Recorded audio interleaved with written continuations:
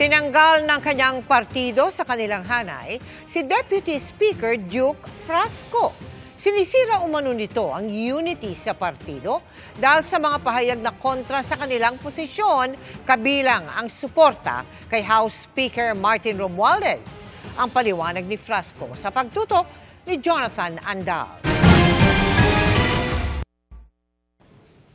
Dahil hindi pumirma si Deputy Speaker Duke Frasco sa manifesto ng suporta kay House Speaker Martin Romualdez para manatiling Speaker para sa 20th Congress, tinanggal siya ng kanyang partido na National Unity Party o NUP. Paliwanag ni Frasco, kinatawan ng Cebu 5th District, nakipag-usap siya sa ilang kongresista at local leaders lalo sa Visayas at Mindanao. Marami anyang dismayado na ang inaasahang pagkakaisa ng mga tao ay nawawala dahil sa mga pansarili at politikal na interes. Pinabulaanan yan ng kapwa niya leader sa Kamara.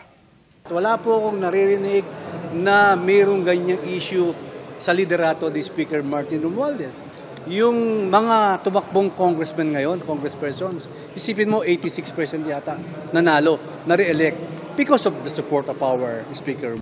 Ayon pa kay Frasco, ang kailangan ng Kamara liderato na isusulong ang pagkakaisa at hindi pagkakawatak-watak.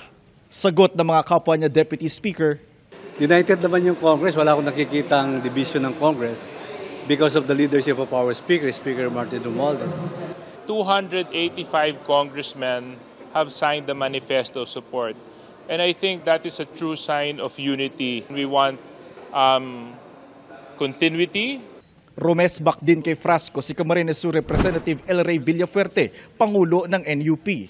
The suspect of the members is that he's bargaining, arm twisting the speaker to retain him as deputy speaker. Ngayon lang siya nagsasabi na may disunity raw. He's the one sowing disunity within the party but by making statements contrary to the party stand.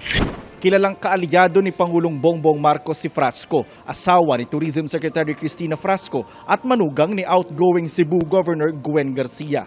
Para sa GMA Integrated News, Jonathan Andal, nakatutok, 24 oras.